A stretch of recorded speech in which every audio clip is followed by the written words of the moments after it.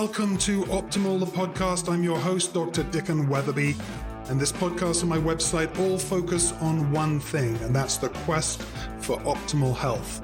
Our goal is to help your patients achieve optimal health so they can experience an optimal life. If you've enjoyed this podcast, please subscribe. We're on Apple Podcasts, Google, and Spotify.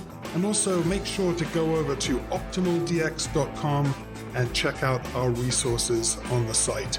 Now, without any further delay, is today's episode. Well, hello and welcome back to Optimal, the podcast. My name is Dr. Dickon Weatherby from Optimal DX and the host of Optimal. And I am joined as ever by Beth Ellen DeLilio in Naples, Florida. How's things going, Beth? Hi, going well, thank you. Cooling down a little bit. It's tolerable. Yeah, Beth in Naples, Florida. It's mid-October while we're recording this. And yeah, I'm kind of a little bit jealous.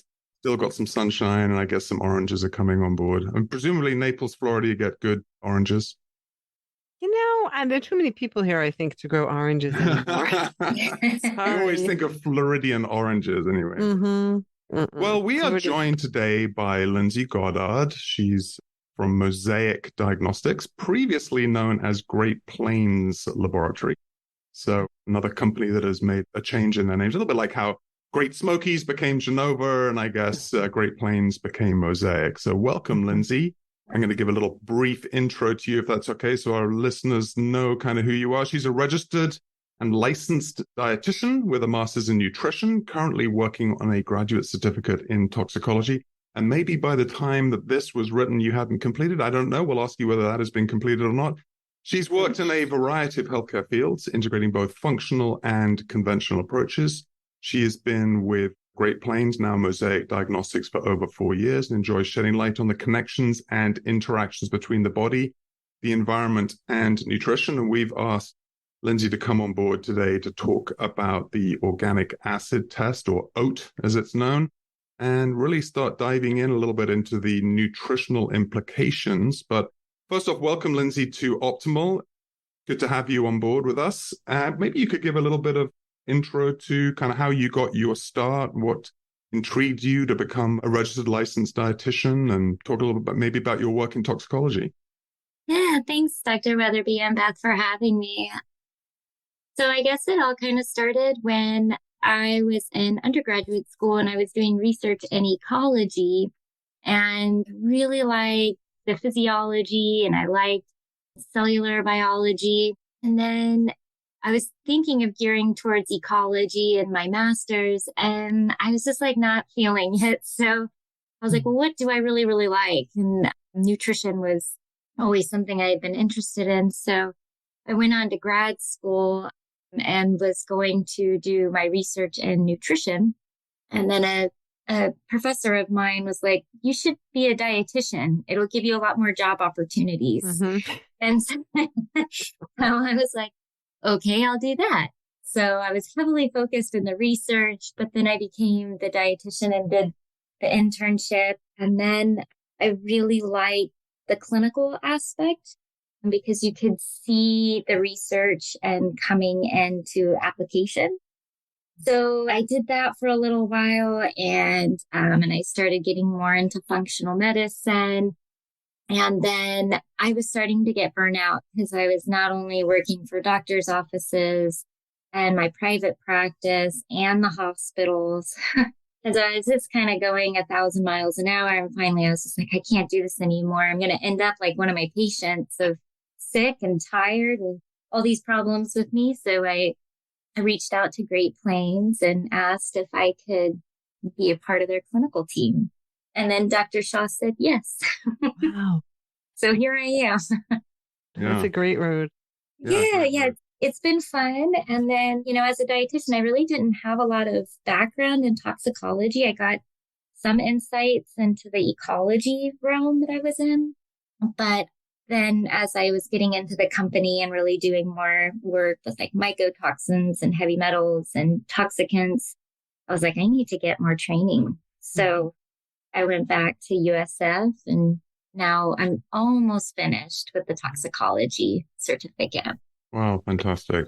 Well, I know that Mosaic, formerly Great Plains, has a whole wide range of different testing that they do. Organic acid testing, mycotoxin profiles. They do glycophosphate testing, which I'm sure we could probably do a whole podcast just on glycophosphates or glyphosates. I'm very interested in the organic acid. And the reason is that I think of it kind of like the chem screen of the urine, right? So we at ODX, we're very focused on blood chemistry analysis. That's been my background and expertise to some extent. But the organic acid opens up a window into I would say not an exact replica, but a different window into different metabolic systems, biochemistry. So maybe we could just start right at the very beginning so that we're all on the same page and that our listeners can kind of know. If you could very quickly explain, what are organic acids? What is the organic acids test? That would be super helpful to get everybody on board. So basically, organic acids are byproducts of cellular metabolism.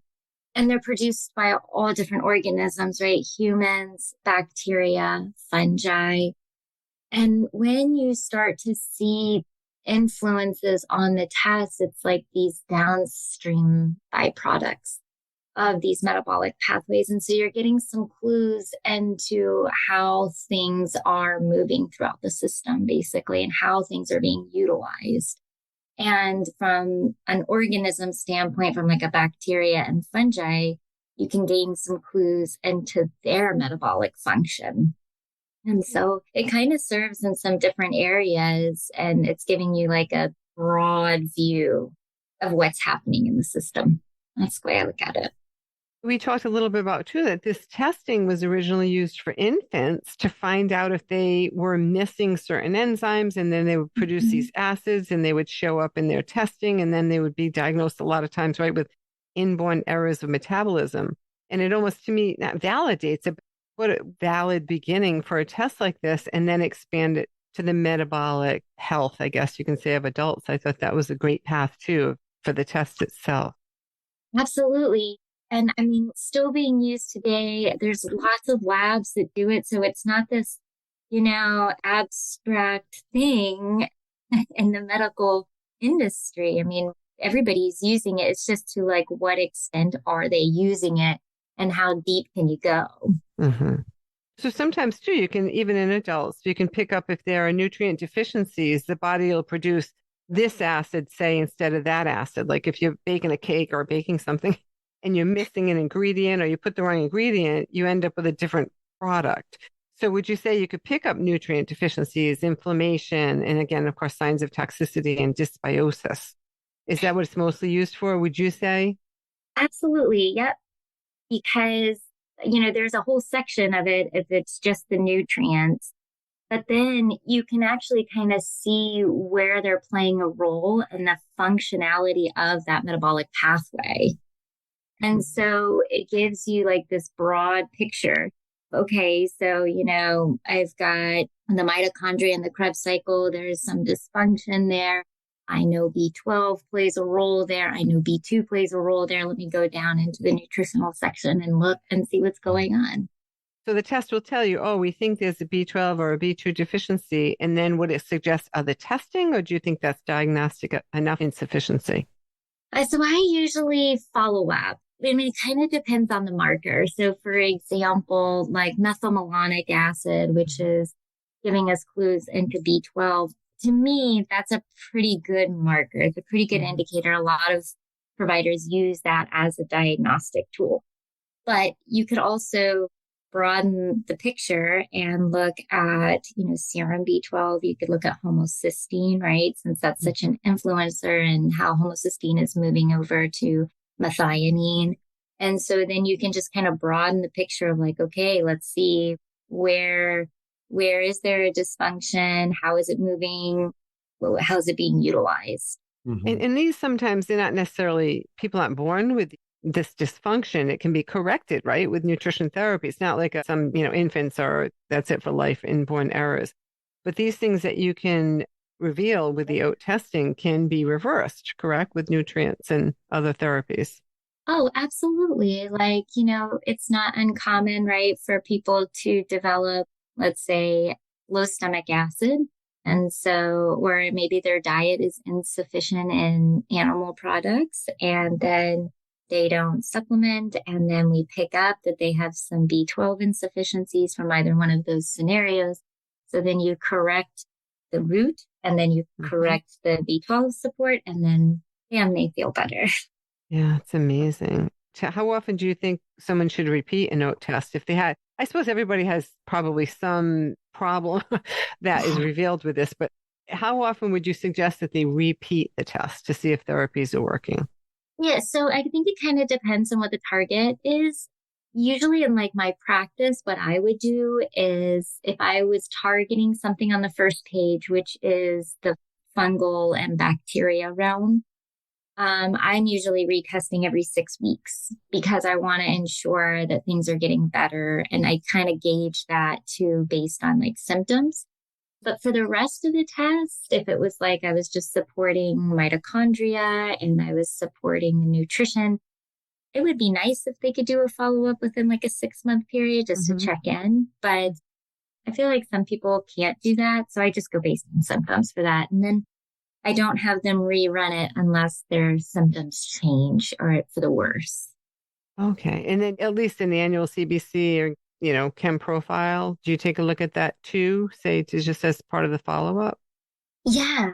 Whenever I'm consulting with other providers, usually they have a nice list of labs that they've already done. And CBC, CMP, stool test is usually part of that. And then we'll kind of go in and I'll be like, well, did you check this? Did you check this? And then you kind of correspond it with, like, for example, if phosphoric acid is low, I was like, did you check vitamin D? What's going on there? Because they have a correlation. It's kind of interesting. It's kind of an abstract thought that like, as vitamin D receptors are being activated, they're producing phosphoric acid. So really? So if it's low on this test, there's this suspicion that, okay, well, maybe we want to look at vitamin D and check it. And so that's just like one example, and then lactic acid, I usually am asking about what's going on with their iron and oxygen. Okay. In oxidative stress markers too, and some detoxification markers too, you're picking up from the OAT test? Oh, yes. Oxidative stress, I think, because of the way the mitochondria function, are so susceptible to it. So if you look at markers 22 through 32, so 22 and 23 look at basically how the mitochondria are utilizing glucose. And then 30 through 32 is looking at how are the mitochondria using amino acids for energy? How are they generating that acetyl-CoA? And then 24 through 29 in the Krebs cycle section is how these micronutrients are generating that acetyl-CoA. How is that moving into the Krebs cycle? And oxidative stress, right, plays such a huge role on that function. And so when we're looking at this section, there's 10 markers, and I'll start to look at how many elevations are there out of the 10, and at which point is there that possible dysfunction? And then you can kind of gain some insights there too. And like what's going on with blood sugar dysregulations. And sometimes you can kind of pick that up too here. But the more elevations you're seeing in this mitochondria section, the more oxidative stress you assume is happening. Well, I was just kind of flip back a little bit because I feel like we're maybe diving into the weeds a little sooner than. Oh, sorry. No, it's fine. I love it. But it's like for those people that are, maybe familiar with a chemistry screen, one of the nice things is that it has a natural breakdown of different biomarkers fall into different categories. So I was wondering, we're talking about oxidative stress and amino acids and Krebs cycles and stuff. Could you give us like kind of a window into how the oat is broken down into its constituent classes? Because I think it'll give people a real understanding of, I can run this test to get a window into ketone and fatty acid oxidation or neurotransmitters. And it kind of gives people a sense of like the power of this particular test. And it's a great bang for your buck, right? So, and it's also easy to gather because it's a urine test. There's no needles involved. You just send out a kit and the patient is providing the sample for you as opposed to having to get their blood drawn. So the barrier to entry is really low. The metabolic markers that you get out of it. So I think for someone who's maybe never seen a test like this, they look at this and they go, geez Louise, the names, I don't even understand what these names are. So maybe kind of helping us kind of break it down into its functional classes might be a helpful way to kind of at least know what the test is designed to test for, if you know what I mean. Oh, you're so right. Thank you for doing that, bringing me back. Sometimes I get a little like you out two there. nutritionists, you leave you in a room and you start like talking about inborn metabolism and all that. So the first stage of the ode is basically metabolic byproducts of different organisms. And you get some clues here into how fungus is really acting, particularly yeast and molds. And I think it's really important here to note that stool tests are kind of notorious for missing yeast. And they're not even looking at molds. And so I really love this part of the test to complement a stool test because you're getting you're picking up what the stool test is lacking. And then on the O, you're getting a nice view, this part. And then when you look at a stool test, you're getting even more in depth of what's going on in the gut. So the section we look at there would be intestinal microbial overgrowth. So they would look at that category. Okay. So the intestinal microbial overgrowth section, and they break it down into yeast and fungal, which are the first 9. And then they break it down into bacteria. And there's some clues here of like just general dysbiosis. But what I really focus on is the Clostridia bacterial markers. And again, this will complement a stool test because stool testing is generally measuring the toxins produced by Clostridia, toxin A and toxin B, but they can't necessarily differentiate between pathogenic, beneficial, and commensal Clostridia. It's an anaerobic organism, so it's difficult. But here, we're actually measuring its metabolic byproducts. And so then you can kind of get some clues into other pathogenic Clostridia. And these actual metabolites can influence things later on in the test. So you can kind of double check, if you will, which is really neat. And then as you move along, you're getting some clues into oxalate metabolites. The oxalates are really important, especially if you're dealing with people with pain or mineral dysregulations that are a little bit harder to pinpoint. And you're actually just measuring the oxalate crystals coming out in the urine. So what's sorry, that's fascinating. So what's the connection with pain? So oxalates are, these little crystals that come from different organisms, and plants being a big one. And these crystals can get into the tissue and then they'll create pain. I guess like the best example is those calcium oxalate stones and the kidney. And so, there's like this big craze of spinach smoothies.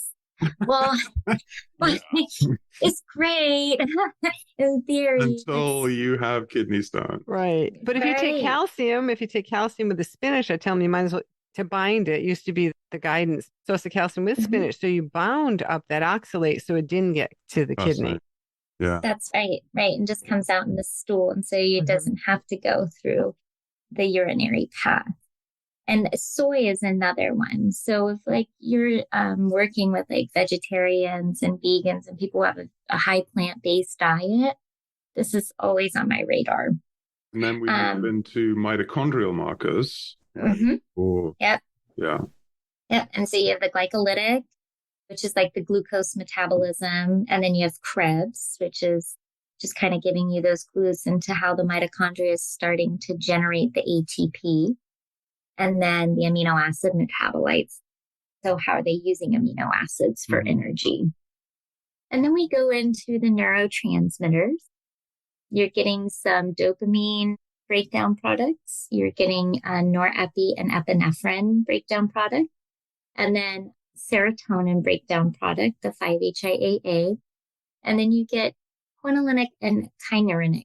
And this can be really helpful in evaluating not only some aspects of nutritional deficiencies, but also neuroinflammation. I have a question too with that. A quick question is, can someone stay in the state of Rhode Island specifically who can't order their own tests, usually with lab tests? Can they order this? Someone say with mood disorders and they just want, I could get them the whole test. Do you know if it's available in Rhode Island? Sorry to interrupt. Our test should be available in Rhode Island. I think it's New York is the only state that they can't order it. So someone that say wanted to just look at mood disorders, they could get this whole test. Every functional class is included in the OAT test? Yes. Okay, yes. Okay. And thank you. In fact, we have some working relationships with psychiatrists, and them teaching their students to use our testing because it's so important in the psychiatric world. I used to be a part of an IMMH, and they use our testing a lot, particularly with Clostridia and then its impacts on the neurotransmitters. It's super interesting. One of the Clostridia markers, well, actually, the HPA and the 4-cresol are kind of like the bigger ones, and they can block the conversion of dopamine over to norepinephrine. And then that allows dopamine to elevate. And you see it very clearly on this test. It's very obvious. So that's what's happening. And then, they have those symptoms of high dopamine, right? Kind of go, can't settle down, wired, but tired. And then you reduce the Clostridia and then they normalize. No, C. diff. So it could be C. diff or the other Clostridia pathogens you're looking at. It could be the other Clostridia pathogens. There's a lot of different pathogenic Clostridia that produce those metabolites. I think everybody's going to go get this test right away. Yeah, heck yeah. And would you, at that point, recommend like a GI test, or would you sort of treat presumptively at that point? No, because a lot of times the Clostridia isn't showing up on the stool testing. Oh, interesting. Okay. And that's why I like it as a complement, because you might miss these things on a regular stool test. So we kind of use they're in the body and they're producing, they're having influence of the organic acids that are getting released. You can see the evidence of them through the secretions of these acids, and you're picking those up. Wow. We're not waiting for them to get onto our stool, right? We're measuring how active they are. So, I mean, it's one of the things that I think a lot of psychiatrists that are more integrative are using as like a screening tool too, just to kind of rule out this being an issue, because I would say it's a simple fix. Yeah. Oh, so yeah, we went off in that pathway.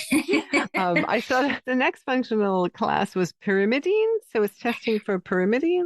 Yeah. So these two markers kind of give you some clues into cellular turnover and DNA and RNA synthesis. And one of the fun things about these two organic acids is it gives you some clues into folate levels. So folate is required for uracil to go to thymine. So if you see this disconnect here, you can start to think about what's going on with folate levels.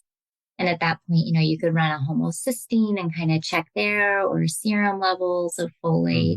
How about SNPs? Would you look into the 5-methyl tetrahydrofolate SNPs? Oh, yeah. 100%. Yeah, that would be the other, and just getting like a good methylation panel in general. And what's interesting too here is a lot of times people that have this dysfunction, if it is genetic, respond more to folinic acid versus methyl tetrahydrofolate. Really? How would you determine that? How can you test to see what they need? You can retest this and they normalize when they get on folinic acid. So test kind of, okay. This would be another time where you maybe run a retest sooner to see how your intervention worked. And then we move to ketones and fatty acid oxidation. Yeah, so 43 and 44 are ketones. And I really like this markers because you can kind of start to clue in into blood sugar dysregulations a little bit quicker than you may be able to, like on a blood test, and they're running like hemoglobin A1C, fasting blood glucose, and fasting insulin. Sometimes these come back normal, and it's because things haven't gotten bad yet. But this is a really sensitive way of looking at the ketones. And so when these are elevated, I usually ask the person right off the bat, is this intentional? Are you trying to be in ketosis? Right, And if they tell me, Right, it's popular now. Oh, yeah, yeah. And then if it's like, no, I'm not, then I start asking questions of like, what time are they eating? What's their macronutrients like? Do they feel hangry sooner than they'd like? Starting to kind of clue in and what's going on with their blood sugar. And then sometimes like a continuous glucose monitor is recommended to evaluate. And then 45 through 49, this is the other half of the fatty acid oxidation. And so what you're looking at here is basically how are the fatty acids moving into the mitochondria. And this is a really interesting section, especially if you're dealing with people who are restricting carbohydrates and relying on fatty acids for energy. Oftentimes what happens is, people will take it upon themselves to do that, which is great, but they forget that that will start to increase their demand of carnitine. Carnitine, yeah, the car that brings the fatty acid. I love that, Beth. Yes, exactly. So these start to back up and it starts to affect the fluidity of the cells, right? Because these fatty acids, I always think of them as sticky. And so you've got to shuttle them in, right? And then, so they need extra carnitine and then they also need extra riboflavin. And it puts a really high demand for riboflavin. And you can actually come down into nutritional markers is just the next section and just check on it and see how it's going.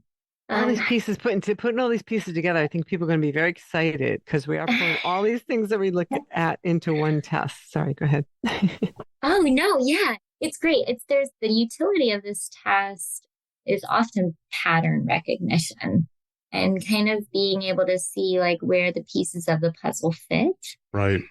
Some people get kind of like hyper focused on understanding every marker, but I look at it as it's like this big picture. And then there's these little details that we can get into and try to piece together things. But and that's overall what we're doing at ODX. It's like, you can do the same thing with the individual biomarkers and everyone gets very into the individual biomarkers. But when we look at sort of pattern recognition and the interrelatedness between biomarkers and what it tells about human physiology and metabolism, then that gets very exciting because now you can open this window to, like you said, like a really good window into blood sugar regulation or liver health of the liver or kidney function and those sorts of things. But what I'm looking at here, which is really interesting, is like it's going even deeper into like the cellular metabolism, into the mitochondria, into the Krebs cycle, and which I don't think that the chemistry screen really does. So I'm seeing the need for both of these side by side almost. Yeah. Oh, yeah, because like you're also getting some clues into how is it being utilized, right?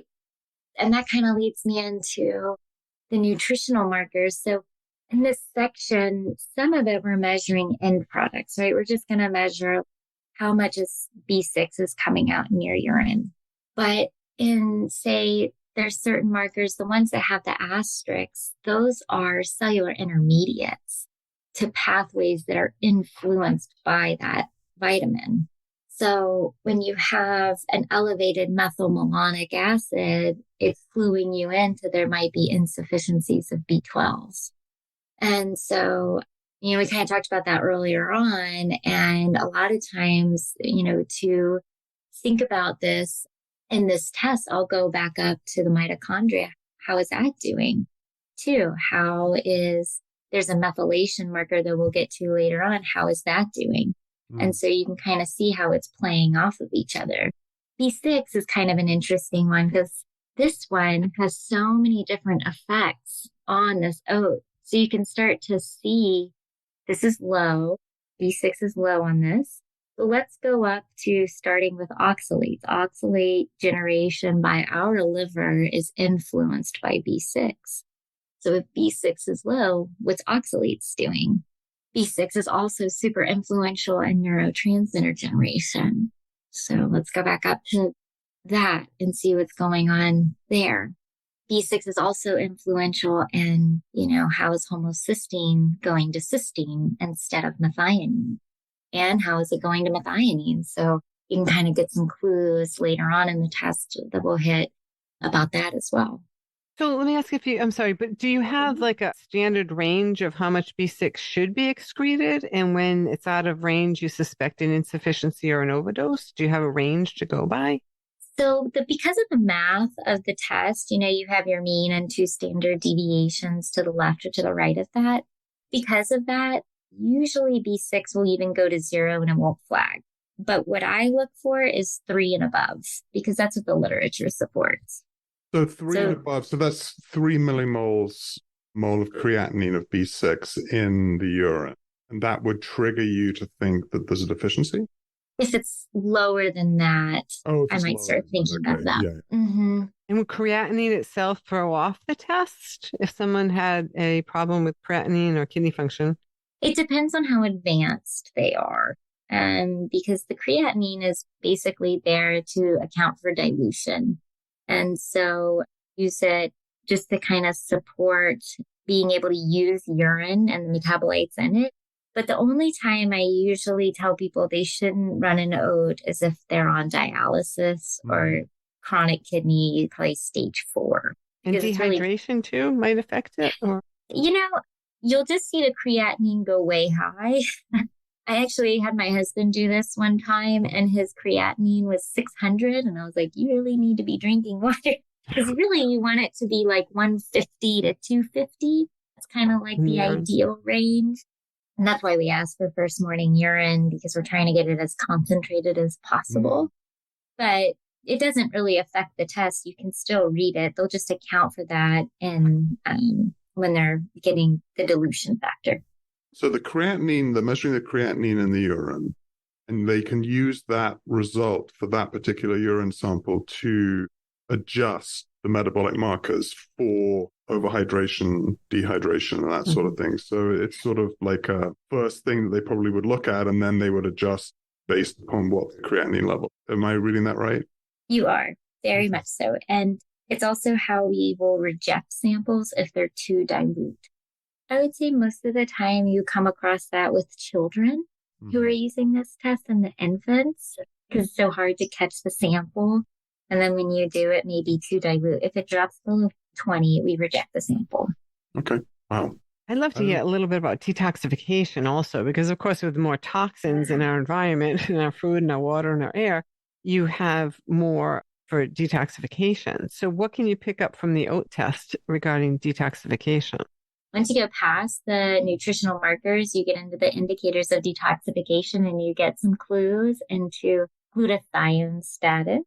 And you also get some clues into how homocysteine is shunting more to the cystathionine to cysteine pathway.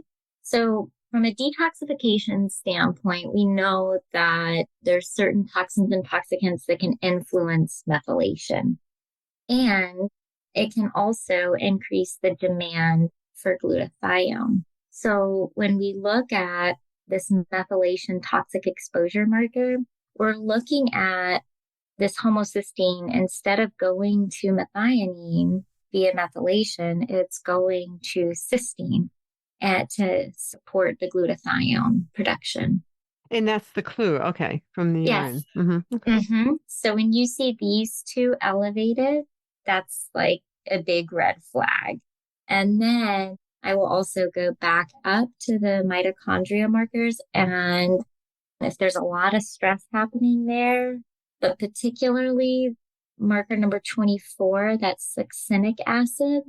Succinate dehydrogenase, the enzyme that drives succinate, is very, very sensitive to toxicants and toxins in general. And so when they're present in higher amounts or maybe chronically, even in smaller amounts, you're going to start to see this influence and it backs up. And then that's kind of your other big red flag, like, hey, there's some toxins here that we need to maybe look into deeper. It's not specific, but you can start to clue in about, based on like clinical history. And sometimes there's other patterns within the OAT that can guide you maybe to heavy metals, or mold, or industrial chemicals. And some people don't know they're exposed, so you have to ask the right questions to find out. They don't realize how exposed they can be, I think. So, Oh, definitely. We've got, the mold markers on the first page where we're measuring some metabolites from Aspergillus and Fusarium, which are found in indoor mold contaminated buildings. So sometimes that can clue you in. I would say that's one of the bigger ones. And again, this is all part of the OAT test. You don't have to order the functional classes separately. This all shows up in one test. Yes. Okay. Yeah. It's a great test. And I usually tell providers, like, if you're going to start with one test in urine, I would start here. And then it kind of clues you in to where to go next and more specifically what to order. Right. And then we have amino acid metabolism and mineral metabolism as well as part of this test. And so this amino acid metabolite section, this is kind of where it all started. This is the basic of the organic acid test of like measuring for inborn errors of metabolism. But some of the things you can kind of pull out here are sometimes insufficiencies of B1, thiamine insufficiencies, or the reliance of utilizing more branched chain amino acids for energy. What would happen? Why would someone do that? Blood sugar dysregulations will be one. Inadequate protein intake will be another. Okay, great. And then sometimes you can get a clue into like how they're making neurotransmitters from the amino acids, which is kind of neat. From this section, okay. Wow.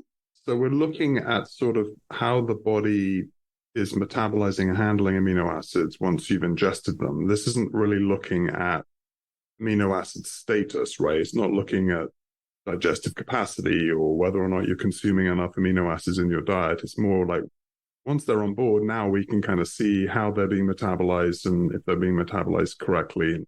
Am I reading that right?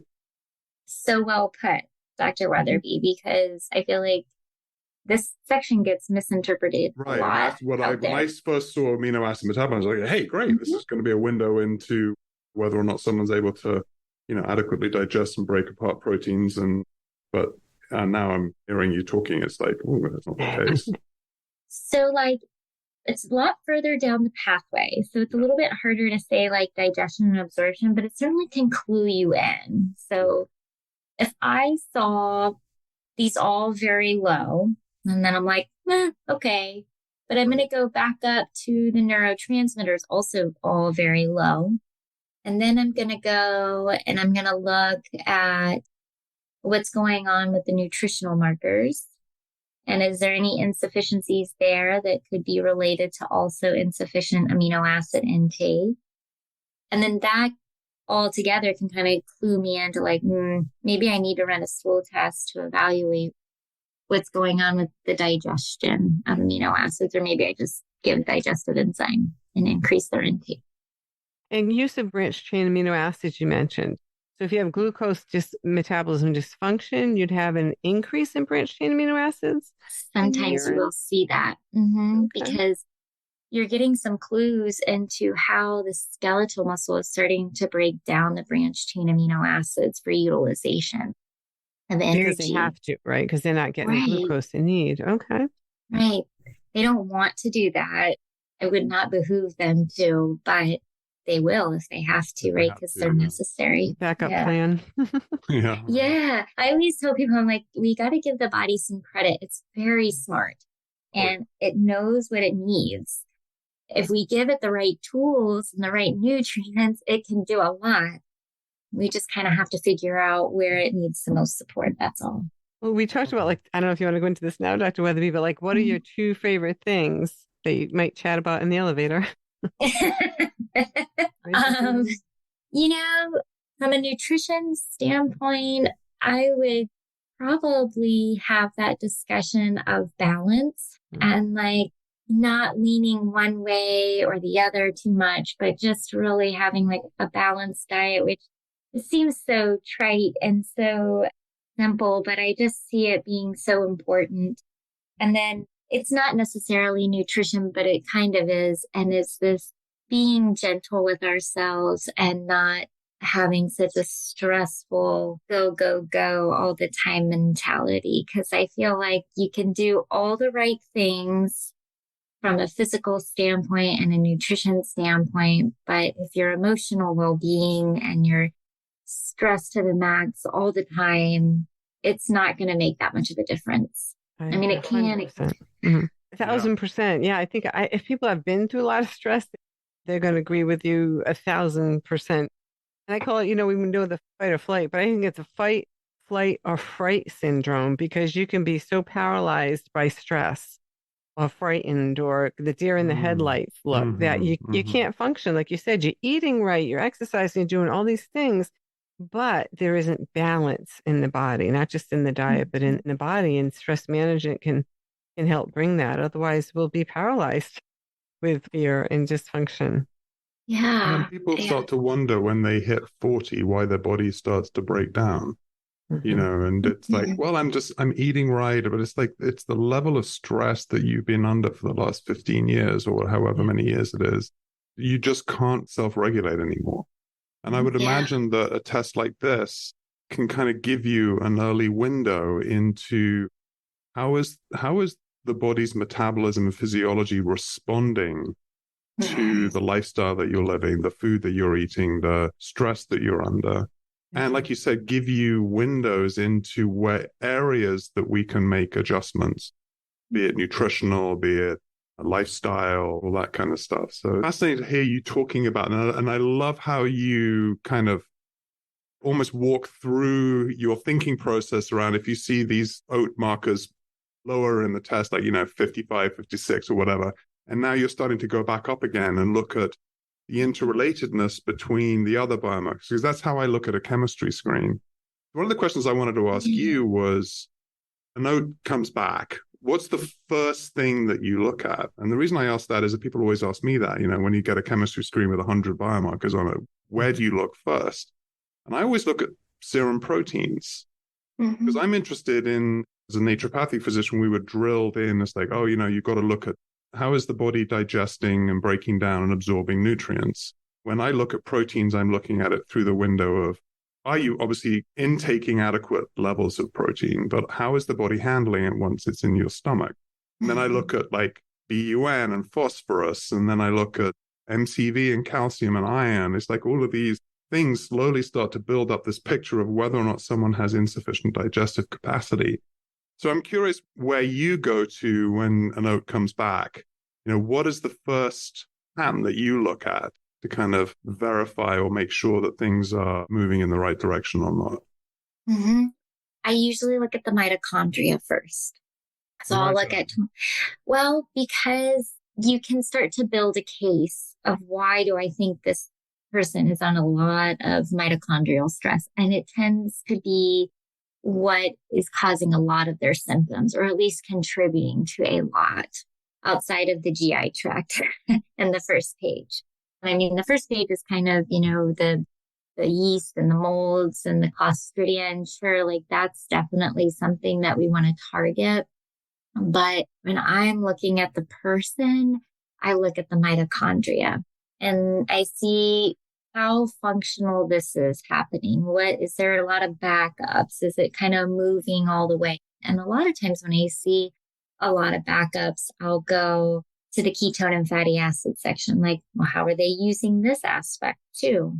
Then I'll go to the nutritional markers. Is there an influence here? Is there nutrient insufficiency?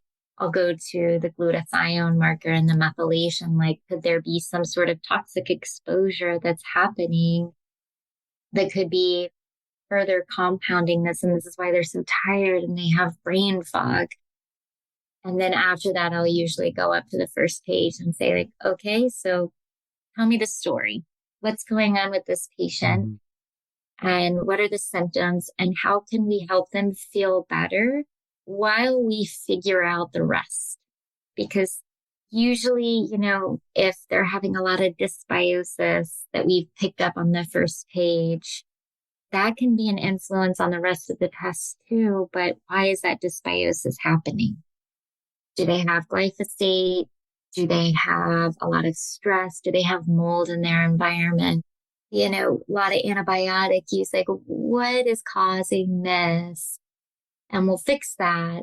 But then also we want to fix the rest of the tests so they feel better as well throughout the system. And do you do that? Like if someone had this test, can they get a consultation with you to review it? Or is it always a practitioner that's involved with the patient or the client? So it's usually a practitioner. We used to do patients, but we no longer do that. You'd be pretty busy, I think. Yeah. I miss it. I loved working with the patients. You learn, so much from your patients. And I always felt like I would get off the phone and be like, well, that was a symbiotic call because I learned a lot too. Yeah. But no, it's more practitioners who need support and kind of learning the test. So when providers are trying to start to utilize this testing, usually what I recommend they do is like go to our website and listen to some of the webinars that are free that, kind of give like an OAT 101, and then get used to the language because it takes a little bit of time to go back into that biochem mindset. You were so used to looking at big picture, and now you kind of have to hone in into the details. And so do that and then run some tests, either on you, your family, your patients, and call us. And then we'll help you walk through it and start to recognize patterns. And you'll start to kind of be able to apply the knowledge to your patient based on the symptom. And then after that, they can go to like one of the big, seminars that we hold, and they can really dive in deep. Yeah. Mm-hmm. So the website is mosaicdx.com. And Lindsay, thank you so much for kind of walking through the process, because I think for a lot of people, everything that we've been touching in on is so fascinating, and it's like revelatory in terms of what it can give you as a practitioner and a window into your patient's physiology, but metabolism, biochemistry, etc. But the learning curve is pretty steep, I would say. And so follow Lindsay's advice there. I think that's a great opportunity to test yourself first, test a family member, and get your feet wet and start looking at your patients through this particular lens and this particular window. Beth, is there anything else that you want to ask as we wrap this up? I'm so thrilled, Lindsay, because you did such a good job, the overviews and then the clinical applications. And I'm going to go and get this test myself probably today, and I'll be calling you because I haven't done years ago. And for me, dysbiosis always shows up, but all these other, it wasn't as advanced of a test. So I'm definitely going to go ahead and I'm going to get myself a test. Now, it's only practitioners, though. Patients themselves can't order the test, correct? So me as a practitioner could order my own test, though. Oh, yes. Yeah, you absolutely can. And, there's a will, there's a way. And I usually tell patients, like, if they really want this test, they can go onto, like, those third-party sites. And you can get consultations through there as well. Not through us, but, like, I think it's My Med Lab has some any lab tests. So Lab Test Plus, I think, has one. They can have access to order their own testing and get consultations if they want through that. I think they have to pay for it, though. Mosaic offers free consults to providers. Now, I presume that our listeners are practitioners, but I could imagine that this podcast is syndicated everywhere. So if you are a patient or someone that would love to get hold of this test, one of the things to think about is actually talk to your practitioner about it. Because the more practitioners we educate, the more likely it is that this type of testing becomes the norm in clinical assessments. And rather than being sort of on the fringe of functional medicine, it just becomes adopted as a standard of care, because we need this testing. Because I think one of the things that you pointed out earlier, which may have slipped under the radar a little bit, is like when you talked about, your blood sugar regulation is normal and you don't have diabetes yet. And it's something that Beth and I talk about all the time, is this concept of like, you don't have something yet, so we'll wait until you do because we know how to treat it when it's there. Well, what we're looking at really here is sort of early warning signs, early radar. And we talk of the chemistry screen in that perspective. And I think you can talk about the OAT as well. It's like, how do we assess people before they become diseased so that we can actually intervene in ways that are less invasive, less dangerous, less causing of side effects?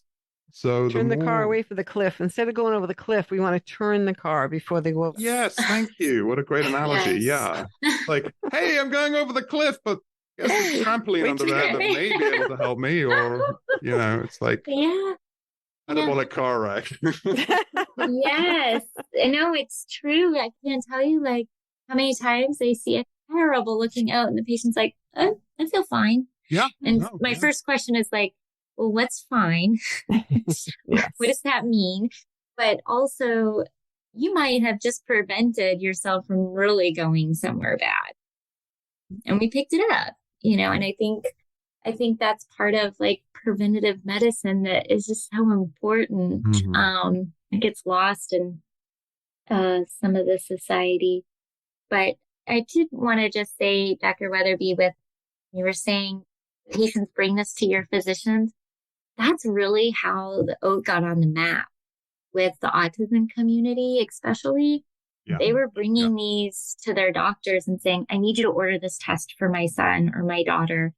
And as they were doing it and they were seeing such benefit coming from it and these children doing so much better, they started believing in the test and then it just took off. Yeah. Thank goodness. Well, when you look at the sort of categorization that you just went through, I mean, just the areas of metabolism that it touches in on is quite broad. So it's not just looking at, markers for autism. It's like, that's obviously very important, but it's like there's a whole load of other stuff that's coming on here that's so important. So let's get the word out. Let's these tests in the hands of practitioners who can then get educated. Go to mosaicdx.com, learn about, like Lindsay was saying, go to the webinars, go to some of their deep dive training programs and stuff, educate yourself on this. Hopefully we've done a little bit to kind of spread the word. I really appreciate, you coming on today and sharing your knowledge and expertise and keeping it as simple as possible so that people can really understand what this test is really doing. So I really appreciate you doing that. Thank you. Oh, thank you so much, both of you, for having me. It's such a pleasure to be here. I'm grateful that we can kind of get this word out of the organic acid test. Well, Beth, wraps up another Optimal. So if you're interested in, again, just to sound like a broken record, mosaicdx.com, you can order the oat from there. And then also, if you're interested in blood chemistry analysis, that's our areas of expertise, come over to optimaldx.com. We've got tons of resources, downloadable guides and handouts, and we do a training program on blood chemistry. And of course, we've got our analytic software as well. So come on over to Optimal DX. We'd love to have you. So thanks so much, Lindsay. Appreciate it. Enjoy the rest of your day, Beth. Enjoy the rest of your day as well. And my name's Dr. Dickon Weatherby, founder and CEO of Optimal DX. Come check us out. And until then, stay optimal. And we'll see you in another episode of Optimal, the podcast. Thanks, everybody. Bye-bye.